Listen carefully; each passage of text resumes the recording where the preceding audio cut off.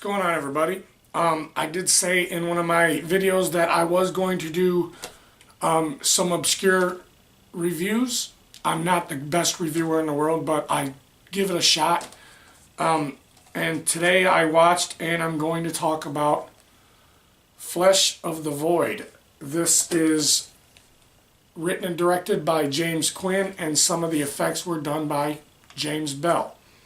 You can get this at blacklava.at, which is a really cool company. Okay, after giving this a little bit of a thorough thought, I came to the conclusion is, what the fuck did I just watch? Wow. This film right here is basically, a majority of it is black and white. Towards the end there is some color to it, but it's what the back tries to say is that it's like what life after death wasn't all flowers and candy. What if it was something more? What if it was like a void? I guess I can kind of see that because there is a lot of symbolism in this, and a lot of it touches on Christianity, religion.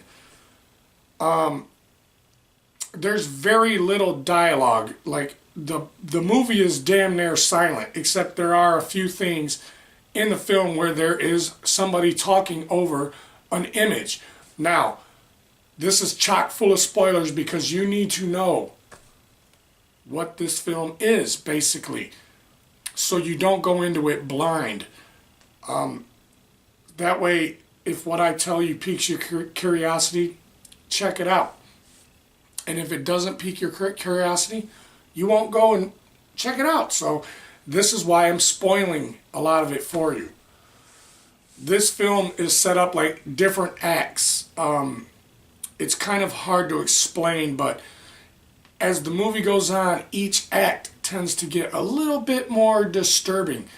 When I said that there was a little bit of dialogue, there is like imagery, say a sewer grate or a basement window that is barred up, and when it shows that image, you'll hear a voice that is basically giving you a mental description of what happened behind that basement window or behind that sewer grate,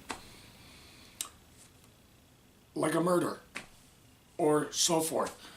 Some of the disturbing imagery in here, it will show you a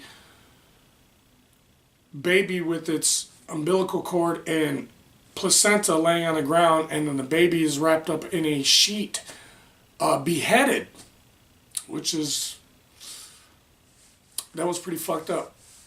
But as the movie progresses, there's so much going on in this film. It's very, very weird. There is some forced sodomy. You actually see a guy get raped in it. And then it's, it shows the guy pull out full frontal, and yeah, it gives you a masturbation money shot. It doesn't shy away. There is quite a few scenes in here where there's masturbation. There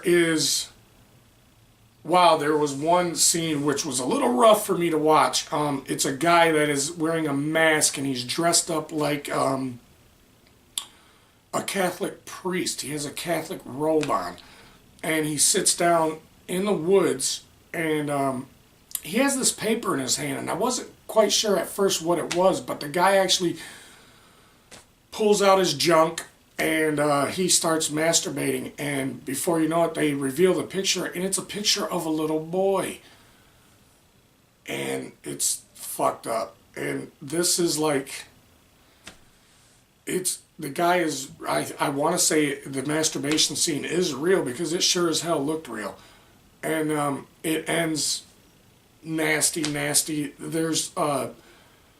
There's a scene where there's a person he's an amputee, has like a pillowcase over his head, and he's in a wheelchair.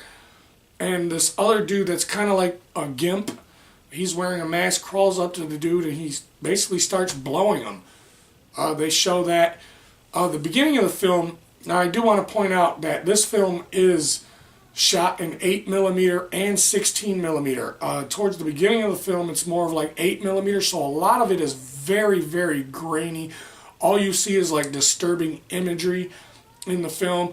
There is a scene where you'll see a guy taking pins and needles and sticking them into his dick, including through the hole. But you don't get a great look at it, but it was still enough to make me cringe and cross my legs. I hate seeing stuff like that. It's just, ow, it's painful. But there is a scene where there's a lady wearing face paint. She's dressed up like a nun, and she starts masturbating with a crucifix, a wooden crucifix, until the point where she starts bleeding. And I know there's symbolism behind that. And yeah, I really can't say much more about this film other than the fact that I don't know if this was made for shock value. I'm sure it was, but there, like I said, there is some reasoning, some symbolism behind this film.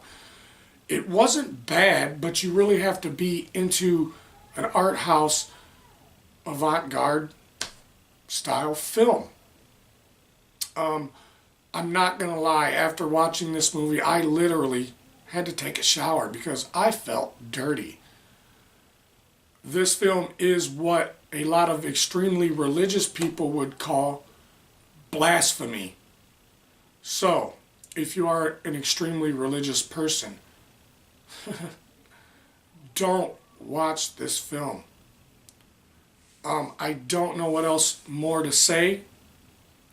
All I can say is that if this is your type of thing, definitely seek it out, because I'm telling you now, this is going to be one of those films that is going to be sought after it goes out of print. So now's your chance to get it if this is your type of film.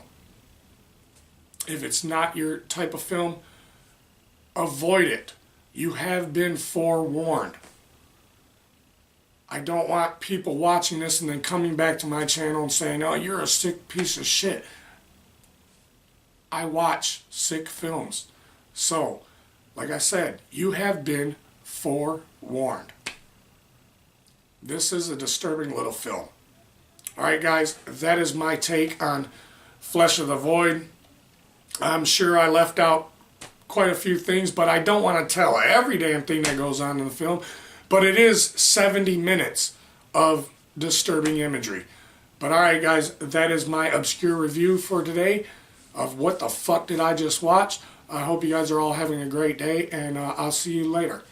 Deuces.